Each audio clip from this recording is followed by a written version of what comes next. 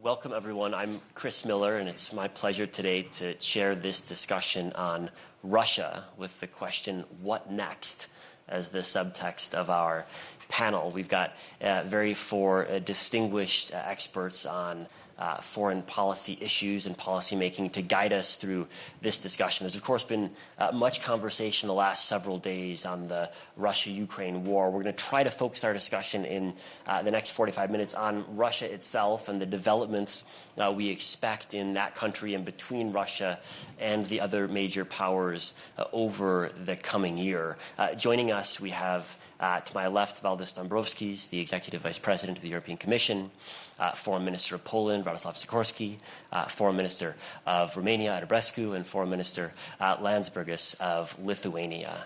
I'm going to start by turning the floor over to you, Mr. Dombrovskis, to lay the scene for us right now. It's 2 years into a war which has gone on much longer than Russia expected, with a much greater response in terms of financial sanctions from both Europe and other Western partners. Can you set the stage for us as to how you see the current status quo? Well, indeed. Next month it's going to be 2 years since the beginning of Russia's aggression against Ukraine. And obviously many things have happened since. So I'll focus on economic situation and implications. So first of all, from the European Union side, we had come with tough sanctions against Russia. We have put forward 12 sanctions packages against Russia, also against its co-aggressor Belarus. And all in all, sanctions are working. For example, in 2022, when Russia started the aggression, it was the year of record high energy prices. At the same time, Russia's economy was in recession. And that's not what you normally expect for an economy which is heavily dependent on export on fossil fuels. Also, growth rates were quite subdued last year. Russia's foreign currency funds are being depleted. Ruble is losing the value. Russia's central bank is defending the ruble, raising interest rates. I don't know now the latest, but somewhere in the range of 15%, which is additional drag on economy. So clearly this pressure which we are putting on Russia is being felt. At the same time, of course, while we are putting sanctions on Russia, Russia is actively looking how to find their way around those sanctions, and they are diversifying the trade away from Europe, from other economies which are putting sanctions on them to other countries like China, like India, because we know that many countries are not putting sanctions on Russia. They have set their economy on the war footing, so it's a war economy, and in a sense, if you look at the GDP figures, it's in a sense shows in GDP figures and is some kind of economic stimulus. But it also indicates that with Russia now really working very seriously to ramp up its military production, that it's there for the war and for a long war, so it really putting its economy on a war footing. So as a Western democratic world, we need to see what our response to this is going to be. And final point of this, any sanctions are as good as their enforcement. So therefore, in the last sanctions packages, we had been putting lots of emphasis on fighting circumvention, creating also dedicated sanctions envoy, which is dealing with the enforcement of sanctions, which is working with the third countries to minimize this circumvention, because clearly that's important part of this work, not only to take political decisions that yes, we decided on sanctions, but also working on their enforcement, and that's a tedious work, and it's in a sense a bit of a race as we are looking how to better enforce sanctions. Russia is looking how to better circumvent sanctions. So we need to keep this effort. And while we are focusing now on Russia, another part of the same equation is that we need to continue to provide all necessary support for Ukraine, financial, military, economical support, humanitarian support, and really need to make sure that that Ukraine can defend itself against Russia and it can win its war. Well, let me ask one follow-up question on sanctions before turning to the other panelists. One of the most significant sanctions was the freezing of Russia's foreign exchange reserves, which are largely based in Europe. And there's been some discussion over the past couple of months about potentially confiscating those reserves. Can you give us the current state of play in Europe in terms of discussions about the Russian reserves? Yeah, well, first of all, I would highlight the G7 decision, which was taken already several months ago, that those Russia's assets should remain frozen, should remain immobilized for as long as Russia has not paid reparations to Ukraine for the damage it has created. So it very clearly they said that those assets will not go back to Russia like this. In between, from European Commission side, we have put forward a proposal on how to use the proceeds from immobilized Russian assets.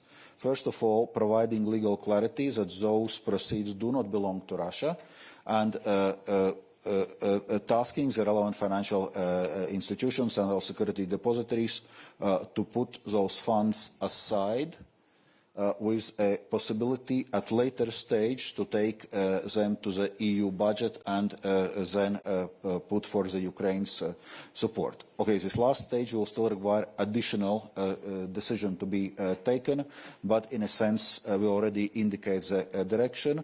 And just recently, indeed, those discussions have started on the Russian assets themselves, again at the G7 level. So what to do about those assets, and in a sense how also to have proper legal base for making sure that those assets eventually are used for supporting Ukraine in, well, one mechanism or another. We had mention of China as one of Russia's partners in circumventing sanctions, and of course one of the impacts of the war has been a closer Russia-China relationship. Minister Sikorski, if I could turn to you to look forward in the Russia-China relationship, what do you see developing over the coming years, and who has leverage in that relationship, and what are the implications for Europe? It seems to be going back to what the norm was until the end of the 18th century, which is Russia being a subordinate partner in that relationship. In that sense, the 19th century second half changed the paradigm. Russia took part in the Western colonial ventures in China. Treaties of Argun and of Beijing, under which Russia gained the territories of what the Chinese called Han Shenwei and the Russians called Vladivostok, Outer Manchuria, parts of Mongolia and territories to the north of that. And then Russia was still the senior partner under Mao and Stalin, and now it's flipped back. It is masked to some extent by Chinese protocol respect for Russia, but it's clear that Russia needs China much more than vice versa, and that if you look at those energy deals, Russia is selling its energy to China at much lower prices than the lucrative European market she has lost, and she's clearly the junior partner in that relationship, which I think highlights the difference between the interests of Russia and the interest of the president of Russia. My friend and mentor Zbigniew Brzezinski used to say that Russia's choice is to be either an ally of the West or a vassal of China. Russia made the choice, and we can have an opinion about whether it's a good one. They've even developed a whole ideology around this choice. Alexander Nevsky is now praised for having continued with subjugating to the Mongols because that supposedly preserved Russia's independence from the West, as if that was the highest prize that any country could have, as if the goal of state activity shouldn't be the welfare of its people. You know, when I worked in Washington, I once did a calculation of what the Russian economy would be today if she just developed at the rate of Canada since 1913. Similar, you know, northern countries, resources. On the current population, Russia would have the economy of half the United States. But of course, without Bolshevism and without the Second World War, Russia would have double the population. It's tragic that, you know, the largest territorially country on earth craves other people's land. They don't have enough land. And you know, I think I'm speaking not only for myself, because Westerners are always suspecting us in Eastern Europe of being too sensitive to Russian threats. Well, first of all, it's experience. You know, if you're Israeli and Iran threatens you, you believe them. If you're Polish or Lithuanian and the Russians threaten you, it's usually credible. It's 500 years of experience. But when I was previously in my job, I tried to normalize relations with Russia. As long as they were negotiating with the EU, the Partnership and Cooperation Agreement too, they were interested in having a normal, an association agreement with the EU and all but name. We were encouraging that. You know, we're actually criticized in Poland for having done our own reset with Russia. Putin came to Gdańsk, thereby acknowledging that that's where the Second World War started, which was a departure from the Stalinist version of history, which we thought was a good thing. Putin came to Katyn, the site of the murder of the Polish officer corps by the Soviet Union. We had a commission on the establishment of facts between Polish and Russian historians, which was successful. Russian local authority officials came and were amazed at how Polish local government worked. And, you know, we were encouraging them in that direction. But you can only do it while they refrain from invading neighbors. Once you start doing that, you know, you can't have a normal relationship. But I just think that Putin has passed the point of no return. He's now an indicted war criminal. And I think these colonial wars only are ever ended by a different team than had started them. Well, I want to get back to that question over the course of our discussion, but just to hone in on the Russia-China point, you've argued that the relationship is now as close as it's been in some centuries. What are the implications for the West? Some people argue that it might be possible to separate Russia from China. Do you see any scope for that? No, because both leaders find it ideologically and in simple terms of regime survival to collaborate with each other. And they both have the same ideology, actually, which is to make Russia and China great again. And by similar methods, namely to recover so-called renegade provinces, which is a somewhat unsung reason why Ukraine needs to win. Because if Putin succeeds in conquering Ukraine, then Xi will be encouraged to do Taiwan, and we can't have that. Well, maybe zooming out to the global picture, we've thus far used Europe and the West somewhat interchangeably, assuming a shared sense of interest. But of course, in the United States over the past couple of months, there's been more skepticism about supporting Ukraine in its war against Russia. And so I'd be interested to hear how, if that sentiment develops further, will transatlantic unity that we've seen around Russia potentially fade to some degree? And if so, how will the Kremlin respond to that? Minister Odobescu, can I turn that question to you and hear how you're thinking about that issue? Well, before maybe is to add something about our relation with Russia as well, because in Romania we had direct historic experience with Russia in its various incarnations. And we have no illusion about today's Russia. And we have seen it with the war in Ukraine, but we have seen it also directly in Romania, because we had, since the beginning of September 5, incidents with Russian drones which fell on the Romanian territory.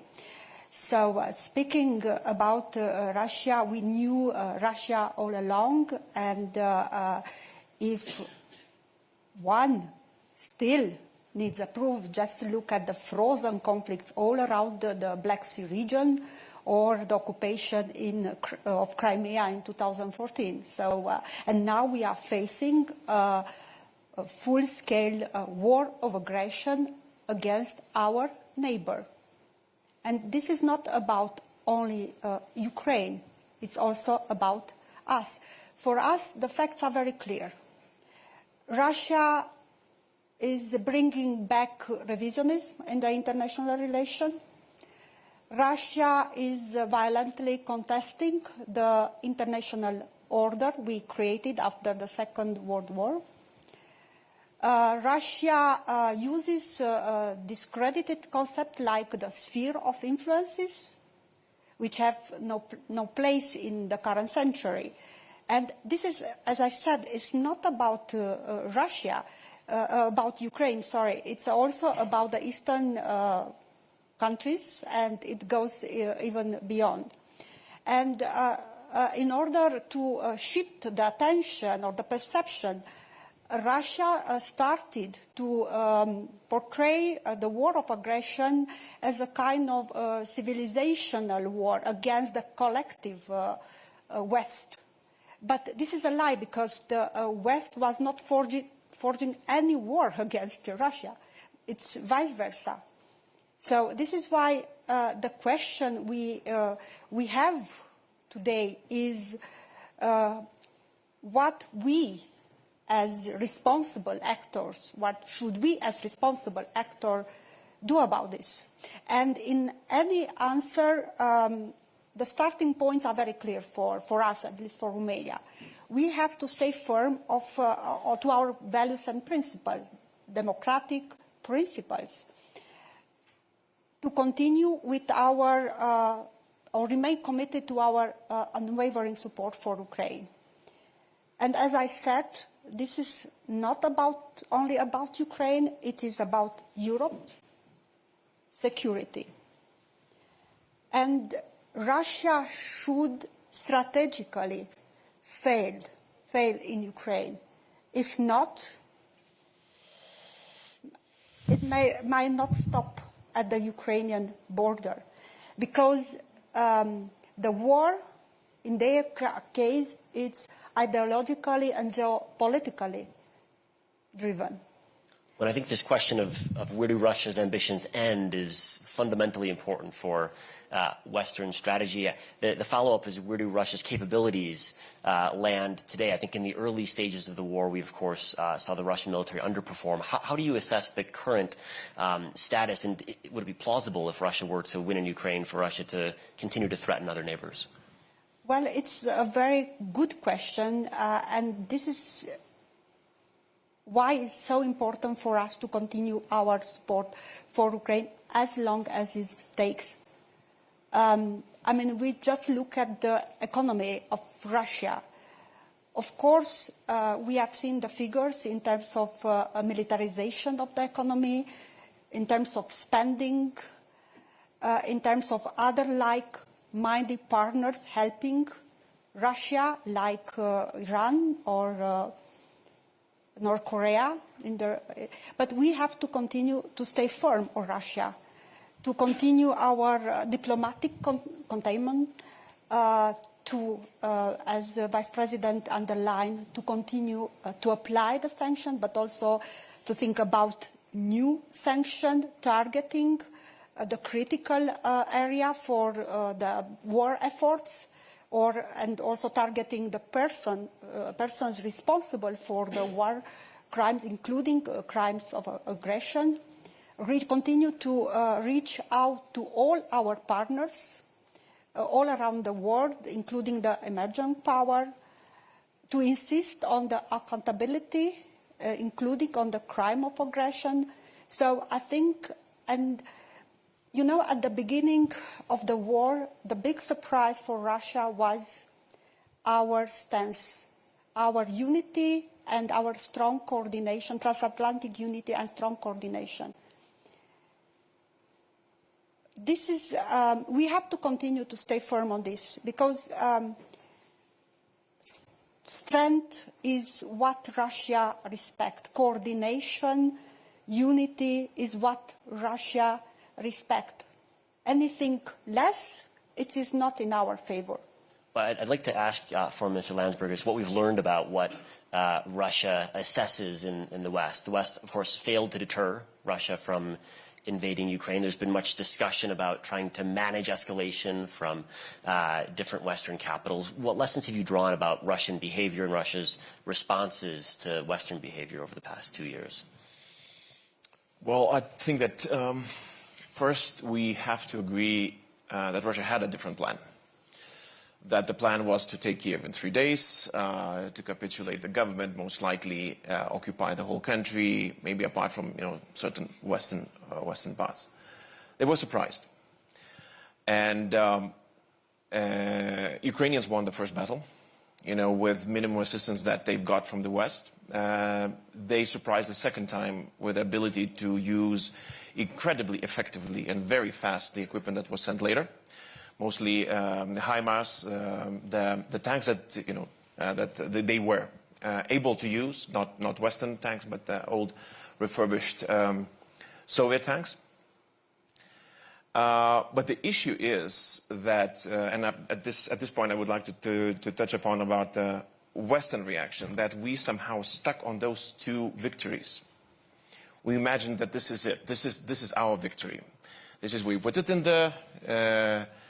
the bag, and it's ours, is there to stay. And I hear so many times, like, look, we managed to do this. We managed to do this. Yes, but there are so many battles up ahead, which we still don't have any strategy for. And this is what's most worrying. And from Putin's side, he was shocked because of the loss of first two encounters. But then he adapted. He started gaining and hoping for fatigue, for democratic processes that will somehow get in the way, maybe just slow the support, or maybe shift it altogether. He opted for disunity, and he's seeing that. Obviously, I mean, half a year already that Europe cannot agree on the continuation of European peace facility, meaning that we are unable as a union to continue financing Ukraine's war effort. We managed to do that at the beginning, no longer. So if we would expect that Putin took the first two lessons and said, okay, this is it, I'm losing, hands in the air, I'm no longer able to fight, this is completely false hope. I think that he is now hoping that, with a little bit of time, with a little bit more fatigue from our side, with a little bit of less coordination from our side, that this is his chance. And honestly, he does have a chance. This is the worst thing. And I think I see two possible realities, and we're in this Schrodinger's cat's situation, because now we're on this superposition where both things are still possible. One is that, yes, Davos helps us all. We said, we go back home. re-enlightened, reinvigorated, go back to our governments and say, look, this has to stop. We really have to push it. This is about, the security of NATO. This is about, as Minister Sikorski said, this is about Indo-Pacific. This is about Middle East. This is about all of us. It's about our global security and stability, and we have to win this. Right? We have to have a strategy, equipment, money, all of it. We push it. We win. Ukraine wins. We go back home. Yes, this is a very dire scenario for Russia. Most likely instability would start. All the oligarchs that now were contained by the, waiting and suspecting something, but, in this waiting mode, they will be extremely unhappy. Maybe they would go after the government. I don't know. It's their deal. They will take care of it. But there is another scenario, which is completely likely as well. That we are unable to agree on the goal. That we are unable to agree on the money. That we will pat ourselves on the shoulder with, with what bits we can still send to Ukraine, but nothing substantial. That we change the strategy from winning the war to trying to freeze the war. Why Putin would freeze the war? What's his interest in freezing something when he would think that he has an upper hand? I have no answer to this. And this scenario is a very dire scenario, first of all, for Ukraine. And when somebody asked, and I've heard this question asked in Davos here, why the counteroffensive failed, I would ask ourselves why we failed to help Ukraine win the counteroffensive. And unfortunately, we might have done more. First of all, for Ukraine. Secondly, for the eastern flank. And, big part of eastern flank is sitting here for all of us. Really, we're feeling this. And lastly, for the whole global community. This is it. We would see every tyrant, every autocrat emboldened to act, because they would count not the first two lessons of winning Kiev and Kherson and pushing Russians further to the east, but the last lesson, that West can get tired, and this is the moment to wait for. Well, I think there's two explanations that I sometimes hear among those who would prefer to reduce the amount of aid to Ukraine. One is the desire to freeze the war, as you described. The other is a fear of Russian escalation, that if we give more, Russia will escalate in dangerous ways. So I'd love to hear the panelists reflect on whether that's a risk that one ought to be concerned with. I know, Minister Sikorski, you wanted to jump in as well. I just want to add a footnote to what Minister Odobescu said, because indeed Russian media and the Russian regime have this message of Russia fighting all of NATO, and they think that they've been doing it for 10 years, which reminds me of a wonderful anecdote that President Zelensky tells about two elderly residents of Odessa. One says to the other, have you heard? Russia is fighting NATO here in Ukraine. Oh, really? Really? And how is it going? Well, for Russia, 300,000 dead and wounded, 3,000 tanks destroyed, the Russian economy feeling the pinch. Not too good. And the other guy says, and what about NATO? Oh, NATO hasn't arrived yet.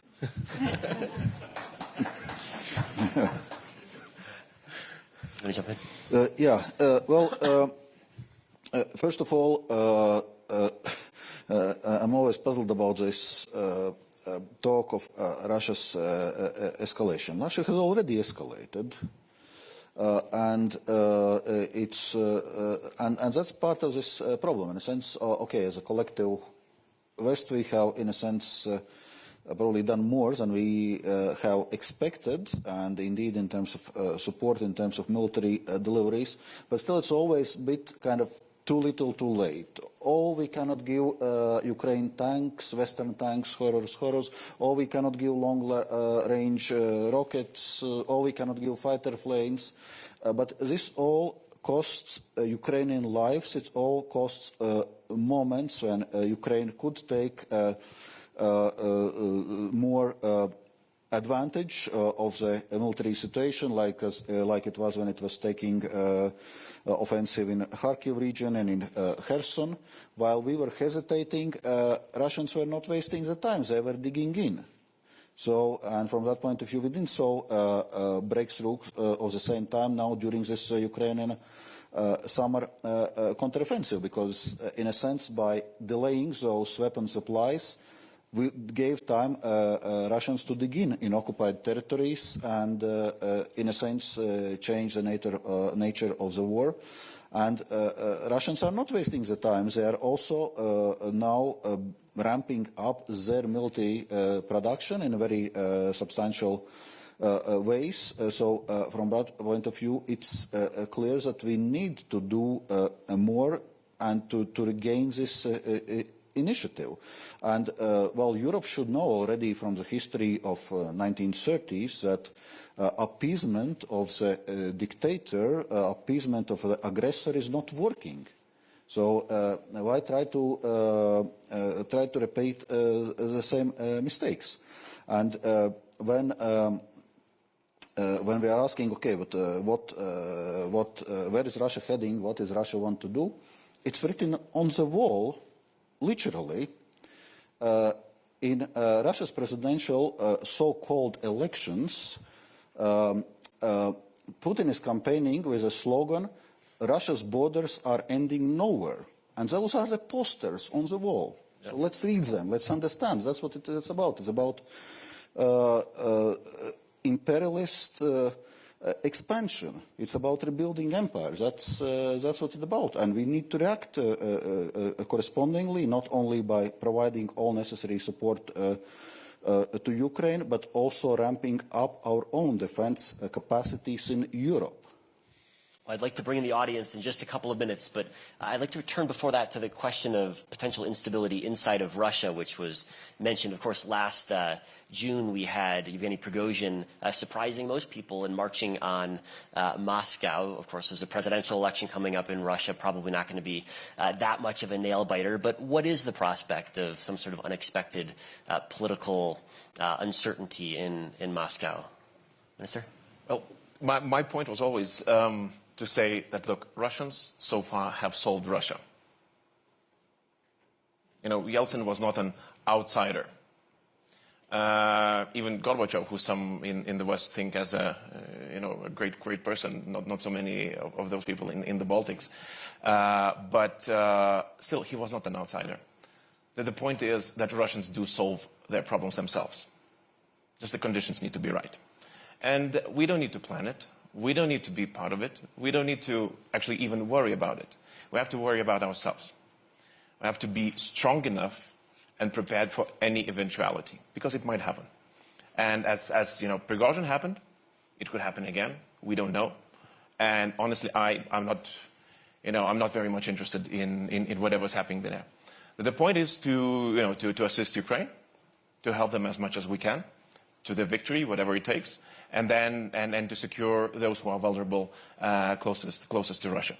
And that would be probably the main goal and aspect of what we should be thinking. Well, let me see if there are questions from the audience. If so, please raise your hand and we'll get a microphone handed towards you. Question up front? I have a question. Please introduce yourself as well. Yes, I'm Marjorie Krause with APCO Worldwide.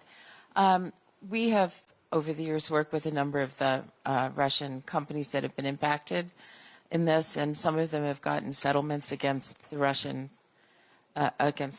in international courts. And with the effort to confiscate assets to apply to Ukraine, they could be allies in doing that, or they could be adverse to it because they already have legal settlements that have never been paid. So I just wondered if there was any point of view on that. I have a view that you won't like. I've been encouraging Western business to invest in Russia for 30 years on the grounds that you'll only ever learn anything when you lose your own money. Any other reactions to that question? No. All right, let's gather one or two more from the audience. Please.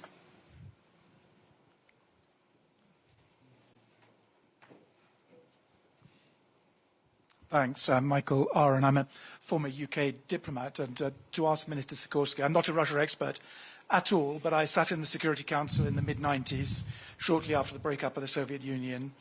And Russia actually initially was extremely cooperative in the Security Council.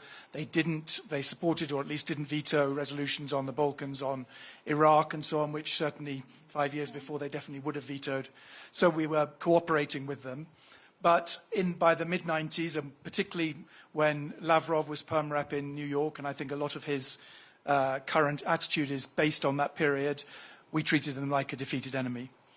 We didn't embrace them. They were not, we didn't bring them into the fold. We didn't treat them as fellow Europeans. We continued to see them as other, or as as I say, as a defeated enemy. Do you think we missed an opportunity at that time? Would it have been possible to have brought Russia into the fold of Western or Northern or whatever it is, nations that kind of work together and building a, or am I being, totally naive and it was inevitable? Yes, you are. But more importantly, you forget the facts. And the facts are that we bent over backwards to include Russia. As you say, they were on the Security Council. By what right? It was the Soviet Union which was invited to the security. Yes, and actually Ukraine and Belarus were separate members of the United Nations, even in those days. And there was never a vote in the UN to pass on the Soviet Union seat to Russia, like there was a vote to pass Taiwan's seat to mainland China. But this was one of the instances of us embracing Russia, making it easier for them to become a normal nation state. But there were so many others. Germany paid billions to resettle Russian soldiers being withdrawn from East Germany. The United States, through the IMF, sent billions upon billions in support of the ruble and in support of the economic reforms. Most of the money was probably stolen. We invited Russia into the Council of Europe, even though the state of their prisons, they still, they didn't really fulfill the criteria. We invited Russia to the G7. But if you are invited into these institutions, you have to abide by the rules. I don't know what club you're a member of in London, but if you start breaking the rules, they'll kick you out.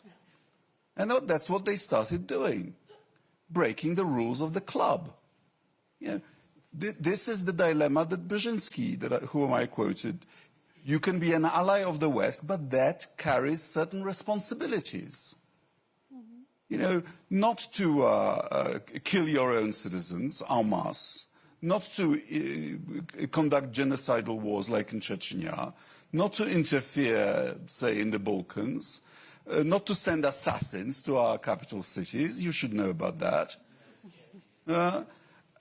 They broke all those rules, and then you can't treat them like they're a gentleman, because they're not.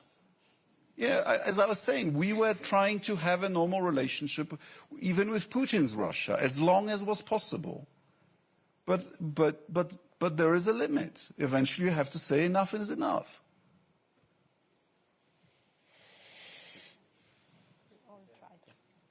A microphone's coming. I was just remembering Viktor Yushchenko, the former president of Ukraine, in 2007, the one who was poisoned by Russia, knocking at the door of NATO. We don't know, but it smells like that. Knocking at the door of NATO, knocking at the door of the European Union, asking for a place, a seat at the table. Almost 15 years are gone by. What is the European Union about to do right now to accelerate incorporation of Ukraine? I know it's going to be very difficult, but Mr. Zelensky, 2 days ago, never mentioned again the word victory. If you remember his speech last year. Do you have a question you'd like to move towards? Yes. Well, my question is, Mr. Dombrovskis, what is going to do the European Union regarding the incorporation of Ukraine into the Union? Indeed, this is one question which we have already answered, that we have given Ukraine EU candidates country status, and last month we decided to start accession negotiations with Ukraine and also engage on this European integration path with Moldova and Georgia. As I was mentioning, we need to provide all necessary support for Ukraine, financial, economic, military, but we also need to provide political support, and we need to provide perspective for Ukraine and Ukrainian people. Where do they belong? What is their future after the war? And we have responded to this question that Ukraine's future is European Union. We have given this perspective. We know it's a long and complicated journey, accession negotiations, it's tedious. All representatives of all the countries here have gone through this process. We know how complicated it can be, but it provides also for Ukraine a clear policy anchor. They know their headings, they know what they need to do. So it's a question about doing this and engaging so they know where their future is. And do you think that will change Russia's calculus in the long run? Is that part of the rationale? I don't think that is changing Russia's calculus, because Russia's calculus is whether or not it can take Ukraine and, by the way, other countries by military force. And from that point of view, it's now not changing something in the situation of war. It's still Russia needs to be defeated militarily. It's not just we give EU candidate country status to Ukraine and Russia is backing off. Nothing like this. It's more really about giving this clarity and perspective to Ukraine and also giving this policy anchor for Ukraine. But I would add to that if Russia is defeated militarily, then we will have liberal reforms in Russia. Yeah. Every time Russia lost a war, there were reforms. Crimea War, Russo-Japanese War, the big losses in World War I, and Russia's self-collapse in the Cold War. There are reforms, better successful or unsuccessful, but only then do they try. Are you willing to speculate on how long that might take? Well, these colonial wars usually take about a decade. Look at the British in North America and elsewhere. I don't know if that's the exact right comparison we're going for. Yeah, but there are certain parallels. Look at the French in Indochina and in Algeria. Look at the Portuguese in Mozambique and Angola. It usually takes a decade. Why? Because the metropolis has to come to the conclusion that, number one, the decision to launch the war was a mistake. And number two, that the objective of winning the war is not worth the current expenditure in blood and treasure that is being sustained. And only then do they make peace, and usually it's a different team, because the team that started it can very rarely admit to the mistake. And that's why it takes a decade, and that's what should be our base scenario. I think it's a very sobering conclusion for most people who are hoping for a shorter conflict. Please. Because this is about Ukraine, Republic Moldova, Georgia future. It's up to them. We took as EU a very important historic decision. We act as a big geopolitical actor last December. And we also have to underline, with a war of aggression in Ukraine, with a very difficult economic situation in the Republic of Moldova, they took, in a very short period of time, tremendous reforms. And they are committed to continue. This is also important, because we are speaking about people in these countries. And also the war, it's about people, Ukrainians. So we have to put everything in this context. Thank you. We've just got a couple minutes left. Let me collect a final round of questions, and I'll give each of our panelists a chance to respond. Please. The microphone is coming out right now. Right here, please. Thanks very much. Galen Hines-Pierce. I'm just curious to know what you all think about the economic sanctions, what have been more or less effective, and where that might be headed over this next decade? My name is Svetlana Tikhanovskaya, and my question about Belarus. Dictator Lukashenko is selling our independence to Putin piece by piece and dragged our country into this war. Meanwhile, Belarusian people spoke clearly for democracy and in support of Ukraine. So my question is how to drag Belarus out of the war and what the West can do not to leave Belarus as consolation prize to Putin. We've got one final question in the front row and then a lightning round of responses. Please.